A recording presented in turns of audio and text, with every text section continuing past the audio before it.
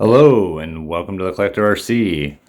All right, so finally we have the beginning of our new season here at it's not my place, but at Hobbytown in Everett, Washington, in the U.S.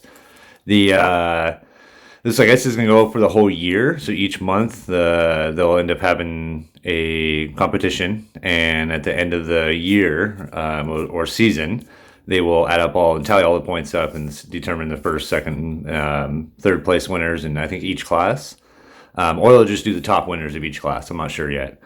But so, being this the first first video of the season, I'm just gonna let the video have that's in the background, and we're gonna go over the kind of comp rules for Hobbytown. This does not mean that these are the comp rules for everybody, but it does kind of give you a general idea for those of you that don't know, that have never done a competition before with the 24s. Kind of gives you an idea of where, kind of the fundamentals. So we're going to just kind of go over that. So we'll keep it quite simple because I don't have a whole lot of time here. I think it's like a 13-minute video or something like that. So let's start off. We're going to go with Class 1, and I'm going to go off of the description for it. So Class 1 being a street legal off-road vehicle that you would drive to work, or the trailhead and outfit like an expedition vehicle, such as like examples SCX-24 Ford Bronco, the SCX-24 Jeep Gladiator are kind of already set up for Class 1. A stock vehicle that has been modified, or Class 2, I'm sorry, I'm skipping ahead here. Class 2, which is a, quote, trail, is a stock vehicle that has been modified to become a capable trail-rated rig and is not necessarily street legal. So kind of gives you, it's basically an upgraded vehicle. If you see a lot of like the Toyotas and that kind of stuff, out there for buying, they can drive it on the road, but yet still take it out there and do some really cool crawling stuff, or they trailer it. So, all right, Class 3, considered, quote, modified. And you'll notice that a lot of these rules are right off of the SORCA page as well. Modified, an off-road vehicle that you would build from the ground up and might see in a TTC or KOH type competition. And I'm not 100% sure on the definition of the TTC and the KOH, but TTC, Tough Truck Challenge, or the KOH, which I think is the King of Hammers. It's kind of like a bomber look, I guess. I'm not sure if I'm not 100% on those. So those are the basic descriptions of Class 1, 2, and 3. That kind of gives you an idea what you're looking for, especially if you're going for the scale stuff. So we're going to go over some of the general vehicle details. The vehicles must resemble close to real 1-to-1 ratio rig. It will be up to the collective group to vote on whether a questionable rig is acceptable or not. Basically means if you question a vehicle that doesn't look legit, you can have the entire group kind of just have an overall judgment on the vehicle if it's allowed. Next would be tire modification. All right, this can be kind of tricky, especially if you're into the 110 stuff these days. All right, for Class 1 and Class 2, this will be pretty simple. Class 1 and Class 2 tires should be scale appearing. If it is questionable, have it reviewed before the event. Class 1 street, no external tire modification is allowed. Class 2 trail, tire lugs may be removed, siped, grooved, and or trimmed. Class 3 modified, all tires permitted. So there you go for Class 3. All right, next will be the chassis. All right. Tube chassis are allowed, but chassis must be covered by the body and follow all the scale rules per class guidelines. So you basically just, if you're going to bring a vehicle in and you're not sure, you have to make sure it fits the class that it should be in as well. Four-wheel steering or dig is allowed in Class 3 only. You must choose only one of those per course. The no motor on axle, MOA, of any kind, all motors, transmissions, and other electronics other than steering servos must be chassis of frame mounted. Your axles must be driven by one transmission or transfer case and a minimum of 2 drive shafts. So, yeah, it just kind of takes away a lot of the cheaper vehicles, really, realistically. Yeah, and covers some of the loopholes. All right, so now there is a thing we can do during your drive. You have the ability to do repairs, and there's different style of repairs that they're allowed to do. So a field repair. Field repairs are permitted if you are able to make quick fixes while barely moving your car. It may not be picked up from the track. 1 to 2 minutes is allowed. Then there's a bench repair. Hopefully this doesn't ever happen to you during a comp, but it has happened. I've seen it pretty much almost at least once every one. Bench repair. Your last position and time is saved, and you will remove your car from the track. Excuse me, I have all this written down on paper, so if you hear the paper shuffling, my fault. Make repairs and the next person is called up. When returning to your run, your car will start in the place that you picked up from. Pretty simple, if you got to repair.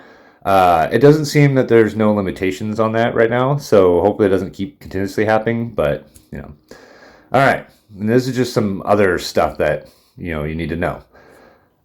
Marked other. Spare tires must be within 1 or a half-inch diameter of your drive tires to receive points.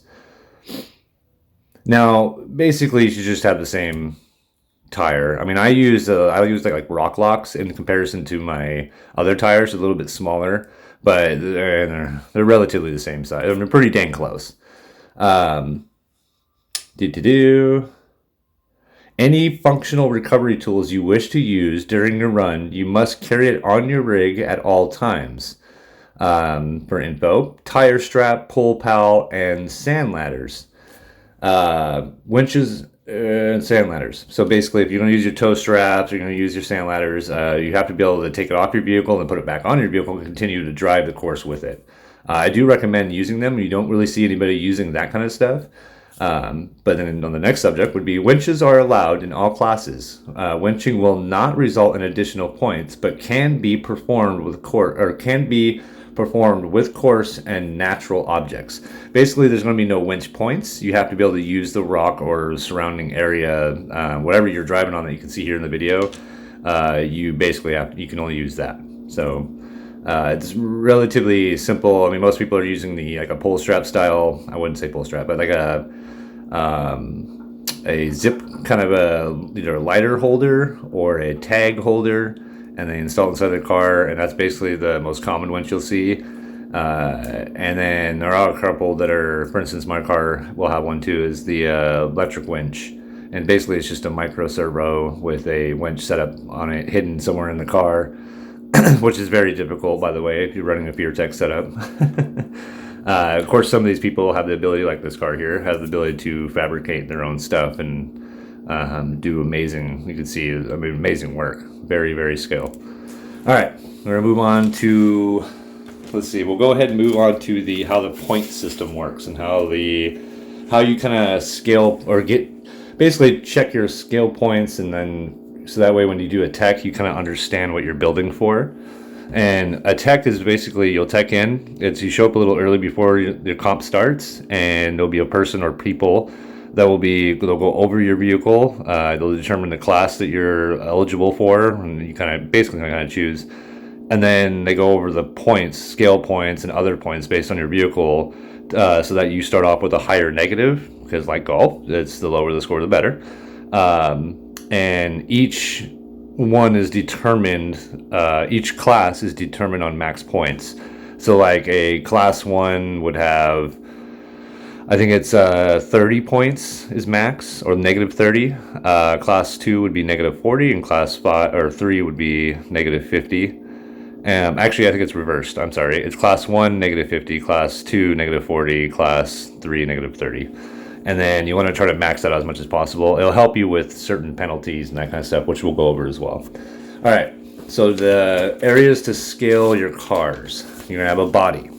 I'm not going to go over each points because it'll take a really long time to do all that, but you'll go over your body, you'll go over your bed, you'll need to make sure to go over your bumpers. Your exterior roof rack or light bar is optional, of course. Interior is highly recommended, but your interior will count for a lot, and there is changes between 3D interior and 2D half interiors, which are, matter. Then you go over to your suspension, drivetrain steering, and then you have your realistic exterior items, your functional items, and then you have then we'll go over the track points. So those are the categories that you'll be going over. And I'm sorry that I specifically go over certain ones. It's just a lot of information. We'll do that maybe next video. And then, so your track points result in there's a backup, reverse, which is a +1, a gate marker. So if you hit the gate, it's a +10. Usually it's a +5 or +7. For some reason, it's a little high here. Hand of God is a +10. A did not finish is a +20, and a did not start or no show is a +50. So if you register and sign up for it and don't show, it's an automatic +50, and it'll be hard to recover from that. So, but yeah, there is stuff to go over for class 3 only, like the tuber. Tuber consists of a complete body structure where the front, cab, and rear sections are compromised entirely of structural tube work, tube bed, roll bar, internal cage, and shock mount points not available in additional tube points. So, like I said, we'll go over more of the scale, like how we do the pointing. I'll write it out for you, and then I'll show you kind of how you do that so you can get an idea of how that works. So this is more just to kind of show you all the cool cars that are running. I didn't get a lot of class 2 in this one. That was the class I ran, and then I took a break afterwards.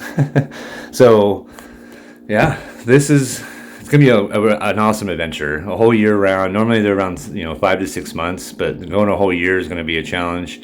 Making sure to show up and then be able to drive. So far, I think I'm sitting in 5th place in class 2.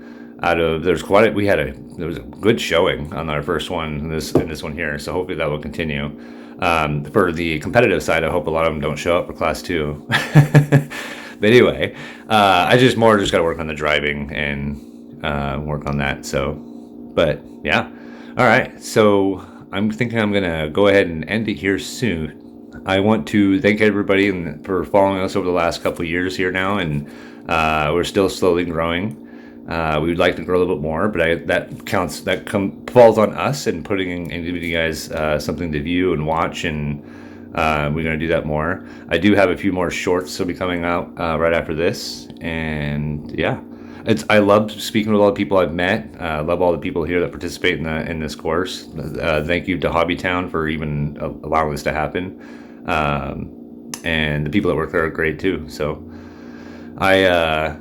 we really want to support and get this to be a big thing, and the more people we have participating, the more fun it is, and it's really great for kids too. So, alrighty. So I want to thank everybody for all our subs and people that might sub soon for watching and following our adventures in the P.N.W.T.R.C. And we will post another video here really soon. Like I said, I have a few more shorts to come up, and yeah, next comp is coming up here soon too. So, all right, thanks for watching. Bye.